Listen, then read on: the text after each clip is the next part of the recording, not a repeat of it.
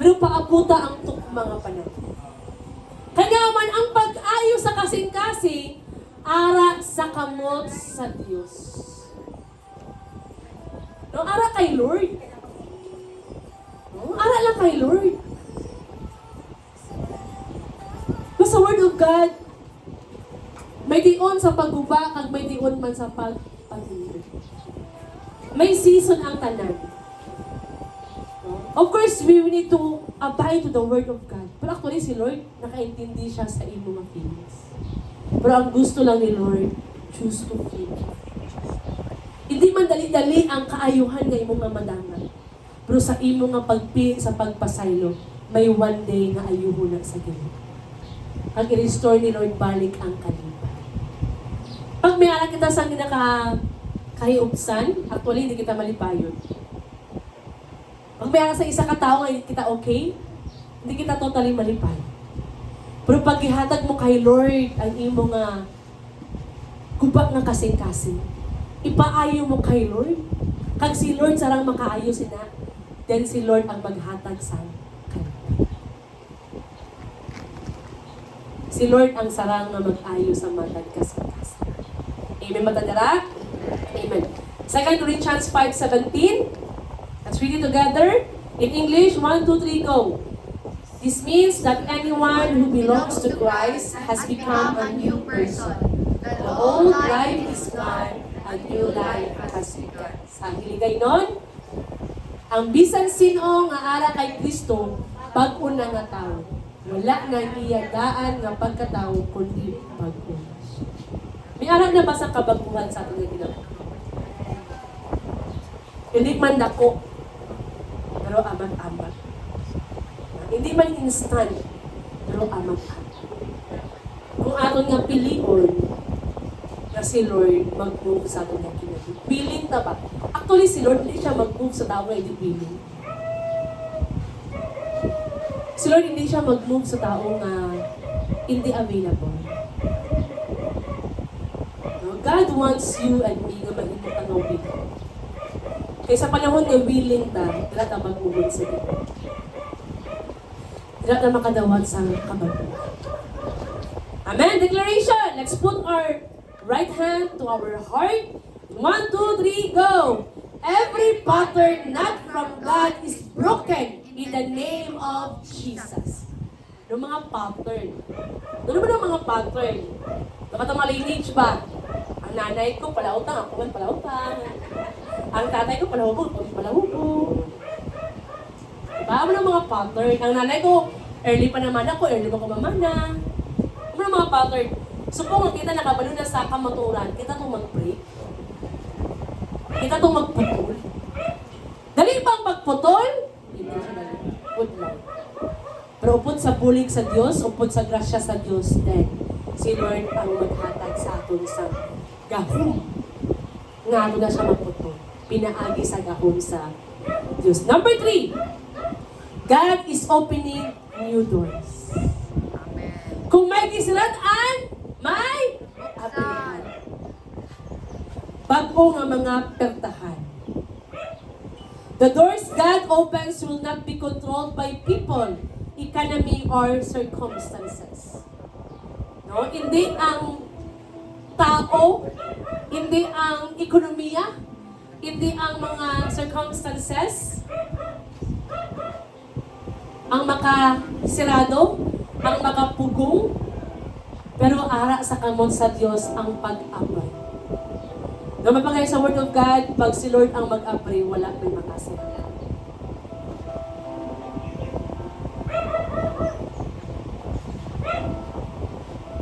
Kabalo ko nga kita na nagapangita kita sa mga open doors. Opportunity, promotion, no, sa business, kay expansion. Pero ba sa Word of God, kung ako ang mag-abri, wala may makasira. Amen. So, sino galing ang tag-iya sa pag-abri sa tampuanan sa langit? Lord. Kung padayon galing natin na i-move ang kasing-kasing ni Lord, then ang pagbukbok sa panalangin sa Ginoo, hindi niya man pag-idalok. Ang Diyos naton, hindi dalok na Diyos. He is a generous God. Siya ang Diyos nga mahinatago. Siya ang Diyos nga sarang nga maghatag sa mga butang nga ginapangayon natin. Pero anong gusto lang sa Ginoo? Move His heart. Once nga matandog nato ng kasing-kasing sa Ginoo, dali na lang ang pag-apply sa mga opportunity. Sometimes, maghulat kita. Yes. Kag sometimes, ang paghulat kapoy. Tama ba? Amen. Ang paghulat, sometimes, maka-impatient. Sometimes, challenging. Pero sa time ka ihatag si Lord, makamang Lord, salamat. Salamat sa right time na imo maging hatag. Kaya sa time nga ihatag na sa Diyos ang para sa aton, hindi na kita puno sa garbo. Puno na kita sa pagpaubos niya sa kita.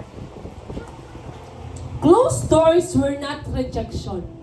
They were redirection. Sa panahon nga may ginasaladaan ang Ginoo nga mga opportunity or mga blessing, ibig sabihin nga rejected ka na. Pero ginare-direct ka lang ni Lord sa tama. Ginare-direct ka lang ni Lord sa mga maayo. Yung isa naman kayang people din, nag-apply siya, wala siya gikuha. No? Tungkol kay for whatever reason, but glory to God. Tungkol kay mga na-hire, asa sumumula pag ako nakalupay.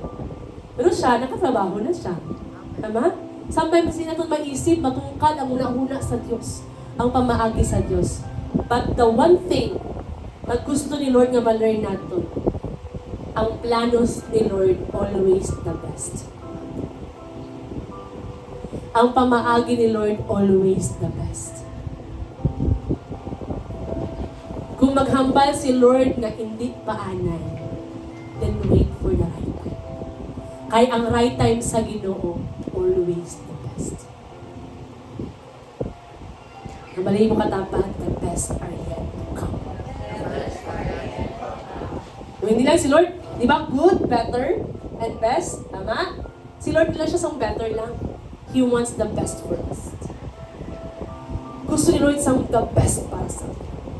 Ang mga papa, mga mama, nagapangandoy na sa the best para sa atin.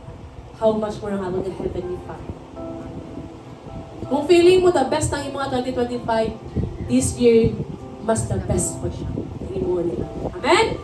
Nagapa the best, na nagapa the best, na nagapa the best ang imo ni Lord sa matag isa. Revelation 3 verse 8. Atong gadunganon sa pagbasa. I know all the things you do, and I have opened a door for you that no one can close. Nagit-an ni Lord ang tanan naton nga ginaupahan. Ang tanan naton nga mga kahap. Ang tanan naton nga mga paghigit. Ang tanan naton nga mga pagluhod. Ang tanan naton nga mga pagpangamuyo nagit-an na sa Dios. Wala sa mga butang nga ginhimo naton sa kalibutan nga wala nagit-an ni Lord. Ang langit iya nga trono, ang kalibutan iya nga tumbanan. Ano ta kagamay atubangan sa Ginoo? Ano kagamay ang atong nga problema atubangan sa Ginoo? Ano kagamay ang atong nga panginahanglan atubangan sa Ginoo? Si Lord wala natulog. Di ba may kanta? Hindi natutulog ang kung kita nagkakatulog, si Lord wala natulog. Sometimes malipat kita sa saad ni Lord, pero si Lord hindi malipat sa iya na saad sa atin. Because our God is a promise keeper. Hindi siya tikalon, pareha sa atin. Wala siya nagabago, pareha sa atin. Kung ano ang saad niya, iya nga tuman. Kung ano man ang kahagop mo subong, always remember, si Lord ang mag-reward sa'yo. Nakabali mo katapan, si Lord ang mag-reward sa'yo. Siguro ang iyong mga family na ugot na or inip na, kahit wala gapon may nakitabo sa iyong bata nga ni. Pero si Lord may ginahimo siya behind. May ginahimo siya. Even when we don't see it, God is working. Sometimes, hindi natin makita ng kabakuhan sa isa katao, pero may ginahimo si Lord. Sometimes, hindi natin ma-feel na may ginahimo si Lord, pero may ginahimo si Lord. Tumuti kita, nakabasi kita sa atong nga makitaan, nakabasi kita sa atong nga mapagtyagan. Pero behind sa atong nga makitaan at mapagtyagan, may ara ginahimo ang Ginoo. More than the numbers, it's all about the quality. Hamba sa hamba sa isa kakanta, count your blessing. Name them one by one. Actually, kung pangalanan ng mga panalangin, hindi mag-isip sa kamot. Pero sometimes sa aton, ang na-highlight lang ka ng mga dagkop ng mga butang. Kinabuhi, kusog, gininhawa, good health, buhit ka pa sa subong, panalangin na siyang halin sa Diyos. Siguro hindi man namang garanon, pero isa ka panalangin nga aton nga natawatan, tungkol kay ara si Kristo sa aton nga kasingkas. Siguro damo sa mga naghahambal sa aton nga, hindi ka na mga lagad, kaya amo lang man gyapon. Hindi amo lang gyapon ang aton nga kinabuhi. May ara ginahimo si Lord sa mga isa. May ara sang elevation na ginahimo si Lord. Pero ang gusto lang sa Ginoo, na sa pagproseso ni Lord sa aton, makarespond right kita. Dugis-ado ka imposible tuuhan ang pulong sa Diyos. But the word of the Lord says, believe and you will see. Kung tuuhan mo, imo nga makitaan. Kung sa kalibutan, to see is to believe. Pag-abot kay Lord, believe and you will see. Tuuhi ang mga butang kag imo nga makitaan. Tuuhi nga kanang katapad mo mabag-o na. Amen. Tuuhi nga kanang katapad mo maabot na siya sa iyang nga tawag. Tuuhi nga ang katapad mo i-bless na siya ni Lord. Tuuhi nga ang katapad mo mahimo na siya nga panalangin. Amen. Alam ko si Lord, punong kita sa pag. To those who believe, signs, wonders, and miracles will happen. Isaiah 22 verse 22, I will give him the keys to the house of David, the highest position in the royal court. When he opens doors, no one will be able to close them. When he closes doors, no one will be able to open them. Sa Ligaynon version, ibasa, 1, 2, 3, go! Itugyan ko sa iya ang yagay sa kingharian ni David. Kung abrihan niya ang kwentahan, wala sing may magkasirado. Kag kung siradan niya, wala sing may makabri. Amen. Kung iya nga pag-abrihan, wala sa bisan sino nga makasira. Pag ang panalangin gani hatag ni Lord sa imo, sa gano'n po ng pugong sang yawa, hindi kita mapugong. Amen. Pero pag maghambagan ni Lord nga, hindi anay. Ang answer, ang sabat gali sa pag-ampo, tatlo. Yes, no, and Wait. pag maghambal si Lord nga no, tungod kay may the best siya nga giandam sa iyo. Di na ito masakitan. No? Pero sometimes masakitan kita, no? Pero gusto ni Lord nga mas paabuta ang mas the best na para sa iyo. Waiting season is preparation season. Ginaandam ni Lord ang panudlanan. Ginaandam ni Lord ang imo nga kasing-kasing. Nasang time, madawat mo na, malipayod ka na nga mag-ispan. Hindi ka na stress, pero joyful ka na. Amen? Paabuta. Hamba nila, pag si Lord daw mag-bless, ang 10 years nga ginatrabahuan, pwede na siya mahimulang 1 year. No? Pero pag si Lord wala, ang 10 years mo gihaguan, pwede na siya madula sa isa lang tagilap. Sila kabagyo, 10 years mo gihaguan, wala na. Pero pag ara si Lord ang mag-preserve. Si Lord ang maghatag pabor. Si Lord ang maghatag protection. Amen? Declaration! Atong nga ibutang, once again, atong nga kamot sa atong nga kasing-kasing. 1, 2, 3, go! I receive new opportunities, divine connections, and God-ordained breakthroughs. In Jesus' name, Amen. No, atong nga dawaton ang mga bag-o nga mga opportunity. sa mga bagong opportunity nga ihatag si Lord. Ang gusto lang ni Lord kaya hindi ka mahadlok. Kay basin mahadlok ka, hindi mo na pag-i-grab ang mga opportunity tungkol kay, ay dati failure man. Ay nagnegosyo ko dati failure man. Hindi ako magliwag kay failure.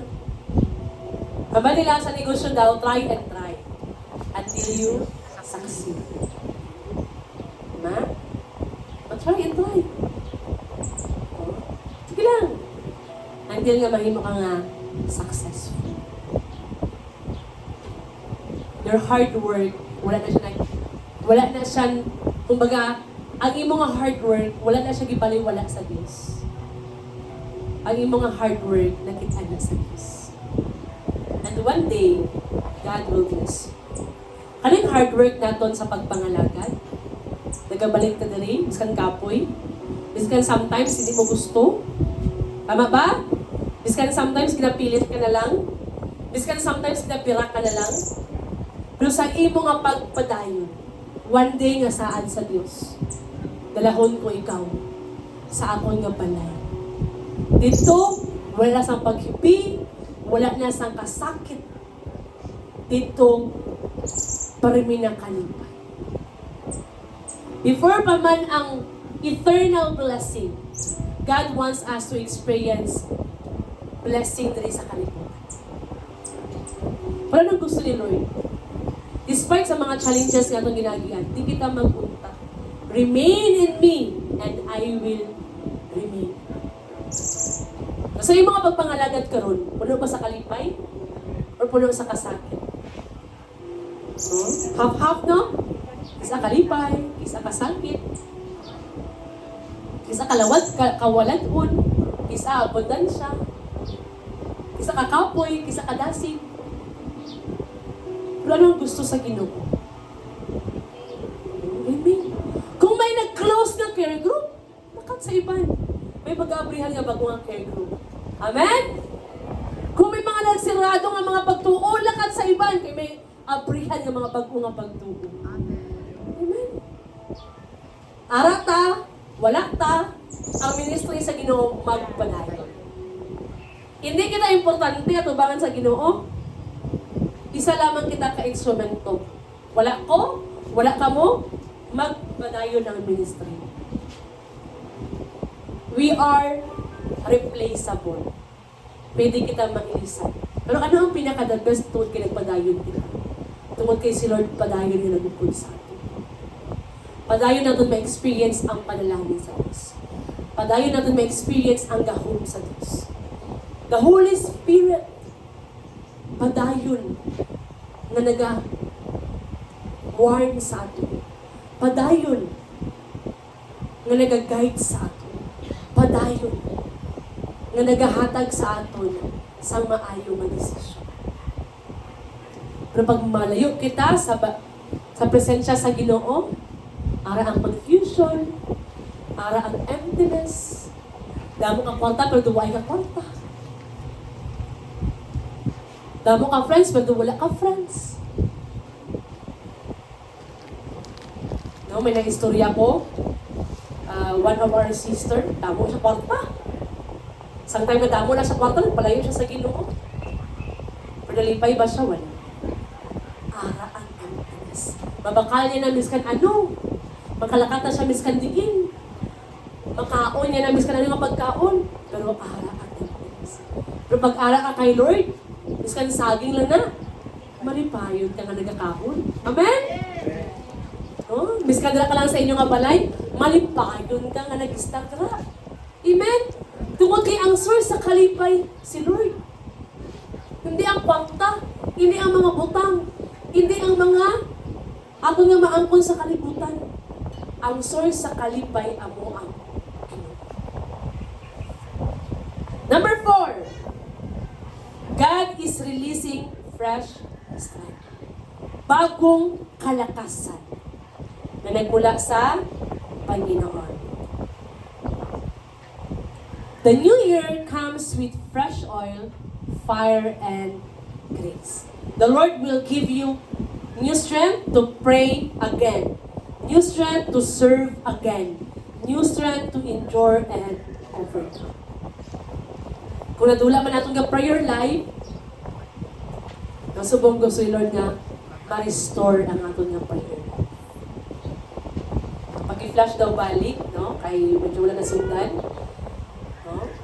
Taga kay Lord sa bag ko nga puso. New strength. Bago nga kalipay sa pagpangalangin. New heart. New heart sa mga disciple. Amen? No, sa mga leaders, hindi basta-basta magkaroon sa disciple, no? Git-text mo na, git-chat mo na, gitawagan mo na, wala kang yapon isa pa. No? Amalan ka lang nga, ay, sorry, busy ko. No? Pabas, Lord, new heart. Ang gugma nga ihatag nato din ato nga gugma. Gugma sa Diyos. Kaya kung gugma sang tao, limited. Pero pag gugma ni Lord, unlimited. Amen? Isaiah 40 verse 31. Atong nga basahon. Sabay-sabay ta basa. 1, 2, 3, go! Those who trust in the Lord will find new strength. They will soar high on wings like eagles. They will run and not grow weary. They will walk and not faint. Sa Hiligaynon version. Pero ang mga nagasalig sa Ginoo, makaangkon tiwan sa puso. Amen. Daw susungalukan sila pareho sa agila. Kung magdalagan sila, hindi sila magkapuyon. Kung maglakat sila, hindi sila Amen. No? Gapayas daw sa mga agila. No, may di ba may kanta? Katulad ng isang agila, tayo ay lilipad. Ha? Hindi mapapagod aking mga pakpak. Kaya ang agila, sa panahon nga may bagyo, gusto-gusto nila na. Kita ko yung bagyo. Luya. Tama? Diba kung nagsakot na sa problema, anong aton nga kahimtang? Diba? Baka kang bata, Lord, ara duman? Problema naman, Lord. Dubag ko lang kayo tapos sa isa-isa duman? Dubag ko lang kayo nasulba lang isa-isa duman? Sugpon-sugpon ang problema. Pero ang agila, pag magbagyo, ginasugata nila. Soar sila above sa storm. So gusto gali ni Lord, makalearn kita pareha sa agila. To soar above the problems. Kay mas labaw ang Ginoo. Kung dako aton nga problema, mas dako ang Dios nga atong ginalagaran. Amen. Amen? Mas labaw siya, mas dako siya. Kaysa sa problema natin suko.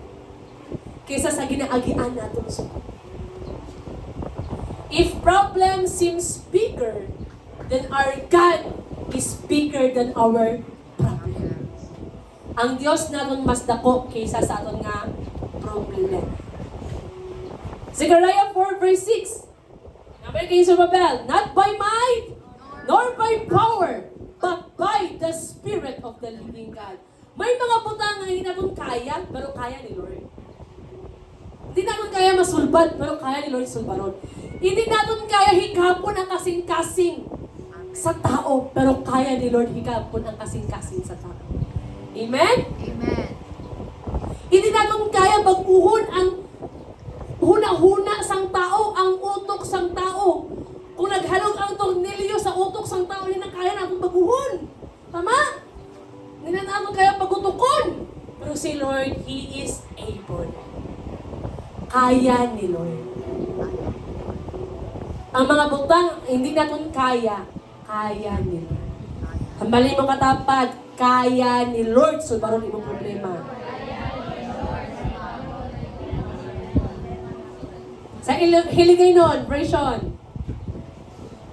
Let's read it together. 1, 2, 3, go. Kaya, okay, 1, 2, 3, go. Wala. Ay, nagpilit. O, sige. Not by might, nor by power, but by the Spirit of the living God. No? Di pinagi sa itong puso. Di pinagi sa itong mga gahong. Kung may power man ta, klikli power. Tama? Pero mas powerful siya. Amen? Mas gamahanan ng aton nga Ginoo. Declaration! Sundan na natin yun eh. Patarin niya itong atong mga kamot sa mga kasing-kasing.